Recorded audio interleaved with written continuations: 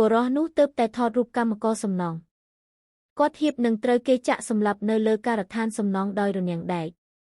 ដូច្នេះគាត់ប្រញាប់ប្រញាល់បញ្ឈប់កម្មករហើយប្រាប់គាត់ថាពេលគាត់ឡើងជិះរន្ទានឹងដួលរំហើយគាត់នឹងដួលហើយស្លាប់ពីដែកថែបទោះយ៉ាងណាកម្មករមិនជឿថាសំហេតុសំផលរបស់ក្មេងប្រុសតតែសោះគាត់គិតថាគាត់កំពុងដាក់បណ្ដាសាខ្លួនឯងបន្ទាប់ពីបើកឡានក្មេងប្រុសនោះគាត់បានឡើងទោះយ៉ាងណាវិនាទីបន្ទាប់អូហេតុអ្វីបានជាអ្នកទម្លាក់មនុស្សនោះសូមក្រឡេកមើលកម្មករដេកនៅលើដីបន្ទាប់មកក្មេងប្រុសបានដឹងថាកាមេរ៉ារបស់គាត់ពិតជាអាចទស្សន៍ទាយអនាគតបានវាប្រែថាបុរសនោះដំបូងឡើយជាអ្នកថតរូបដែលមានជំនាញក្នុងការថតរូបថ្ងៃមួយគាត់បានមកដល់មន្ទីរពេទ្យហើយថតរូបបុរសចំណាស់ម្នាក់ទោះយ៉ាងណាបុរសចំណាស់រូបនេះគ្មានប្រាក់ហើយមិនអាចបង់ថ្លៃចំណាយរបស់យុវជននោះបានទេប៉ុន្តែគាត់បាននិយាយថាគាត់អាចផ្ដល់ឲ្យក្មេងប្រុសនៅមហាអំណាចមួយគាត់បានប្រាប់បុរសនោះឲ្យស្រក់ឈាមមួយដំណក់លើកាមេរ៉ានេះនឹងមានសមត្ថភាពព្យាករណ៍អនាគតក្មេងប្រុសគិតថាបុរសចំណាស់ឆ្កួតគាត់ខឹងខ្លាំងណាស់ដែលគាត់រត់ចេញដោយមិនសុំលុយ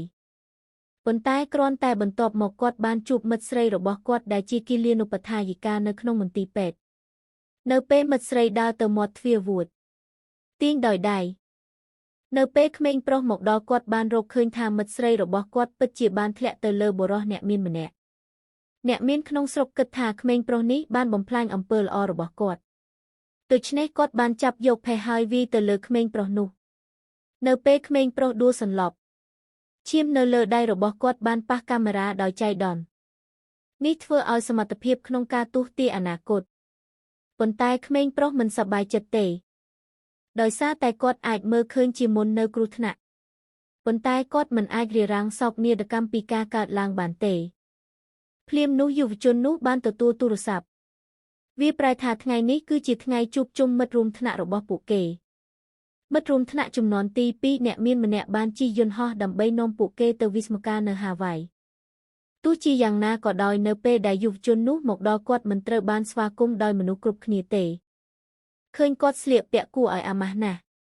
ផ្កាសាឡាបានគ្រប់ជ្រមុះរបស់នាងដោយចិត្តណាហើយនិយាយថាមានរសជាតិជូរភ្លាមនៅទីនេះផ្សែងរោគសញ្ញា2 3នៅក្បែរគាត់ក៏ផ្សំគ្នាដែរគ្រូកងវាលដែលបានផ្លុំកញ្ចៃចំហៀងម្ដងមួយមិនបានរំពឹងថាអតីតមិត្តរួមថ្នាក់របស់ពួកគេនឹងក្លាយជាមនុស្សឆ្កួតឡើយគាត់ចង់ឃើញថាតើពួកគេសន្យាយ៉ាងណានៅពេលអនាគតបោះបង់ជើងហោះហើរយន្តហោះនេះនឹងមានគ្រោះថ្នាក់សូមអង្គុយចុះដាក់ខ្សែក្រវ៉ាត់កៅអីឲ្យលឿនយន្តហោះហោះហើរក្នុងរយៈពេល2នាទីមិនអាចយកចេញបានទេការហោះហើរនេះនឹងមានបញ្ហាខួរក្បាលឈឺអ្វីដែលមិនសមហេតុសមផលហេតុឲ្យយើងមិនបាននិយាយអាក្រក់ប៉ុន្មានទេតើអ្នកនឹងដាក់បណ្ដាសាយើងដូចនោះទេខ្ញុំមិននិយាយសមហេតុសមផលទេនៅពេលដែលយន្តហោះនេះហោះឡើងគាត់នឹងដួលលោកម្ចាស់សូមកុំបង្កើតភាពភិតភ័យយន្តហោះរបស់យើងគឺមានជំនាញវិជ្ជាជីវៈបំផុតនៅលើពិភពលោកការអនុវត្តសុវត្ថិភាពកម្ពុជាស្នាមរន្ធវានឹងមិនមានគ្រោះថ្នាក់អ្វីឡើយតើអ្នកបានហេរទេឱកាសនៃការធ្លាក់យន្តហោះនេះគឺល្អដូចឱកាសដែលអ្នកខ្លាយជាអ្នកមានដែរសូនអត់ទាំងអស់កាត់លោកម្ចាស់យើងហៀបនឹងដោះចេញហើយសូមសហការអង្គុយចុះឥឡូវនេះខ្ញុំបាននិយាយថាមិនអាចយកចេញបានទេបើកទ្វារយ៉ាងលឿនសូមឲ្យអ្នករាល់គ្នាធ្លាក់ចុះផ្លូវរវល់កុំយាកំដងទៀតរយៈពេល10នាទីការហោះហើររបស់យើងត្រូវបានលុបចោលយូហ្វែនហាវចំណាយ100 យ៉នដើម្បីរាយការណ៍ពីយន្តហោះនេះតើអ្នកអាចមានលទ្ធភាពទិញវាបានទេប្រសិនបើអ្នកបោះបង់ខ្ញុំសូមឲ្យអ្នកប្រើកម្លាំងខ្លះអង្គុយចុះឥឡូវនេះវាពិតជាពន្យាពេលវិស្មការរបស់មនុស្សគ្រប់គ្នាកុំបន្ទោសយើងដែលមិនបានអានអារម្មណ៍ទាំងនោះខ្ញុំកំពុងសម្លឹងមើលអារម្មណ៍របស់មិត្តរួមថ្នាក់ខ្ញុំមិនត្រឹមតែអាចមើលអ្នកស្លាប់បានទេយន្តហោះនឹងធ្លាក់នៅពេលវាហោះឡើងអ្នកទាំងអស់គ្នានឹងត្រូវស្លាប់វាមិនទាន់ចប់ទេមែនទេអ្នកបាននិយាយថាយន្តហោះនឹងធ្លាក់ចុះភស្តុតាងវិញប្រសិនបើអ្នកមិនអាចបង្ហាញភស្តុតាងបានទេខ្ញុំនឹងសម្លាប់អ្នកមុន ហើយនេះគឺជាភស្តុតាងអូខ្ញុំទើបតែយកវាកាមេរ៉ារបស់ខ្ញុំមានសមត្ថភាពព្យាករណ៍អនាគតតើអ្នកអាចថតរូបអ្វីដែលនឹងកើតឡើងនាពេលអនាគត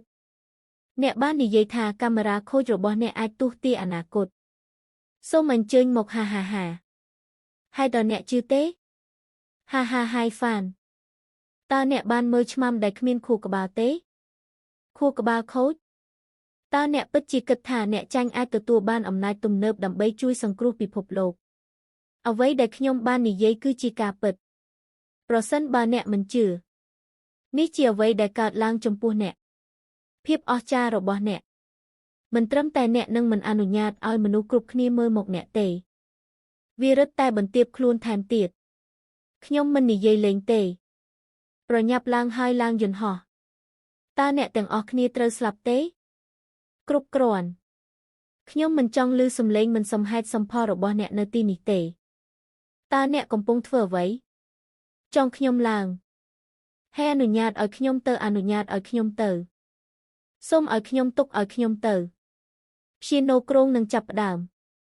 ទេមិនអីទេសូមមកត្រៀមខ្លួនរួចរាល់ដើម្បីដោះចេញគ្មានផ្លូវទេមិនអាចយកចេញបានទេបើមិនដូច្នោះទេខ្ញុំនឹងចុះចេញពីយន្តហោះដោយបង្ខំទេនៅពេលដែលញ៉ាស់ត្រូវបានបើកយន្តហោះត្រូវតែផ្លាស់ប្ដូរគ្មាននរណាម្នាក់អាចហោះហើរបានទេអ្វីដែលខ្ញុំចង់បានគឺហោះហើរបើកទ្វារអូដែលហ៊ានបង្កបញ្ហានៅលើយន្តហោះខ្ញុំមិនបានបង្កបញ្ហាទេខ្ញុំកំពុងសន្សំជីវិតរបស់អ្នកខ្ញុំពិតជានឹងមានគ្រោះថ្នាក់នៅលើយន្តហោះនេះសូមឲ្យខ្ញុំទៅខ្ញុំពិការពូទី2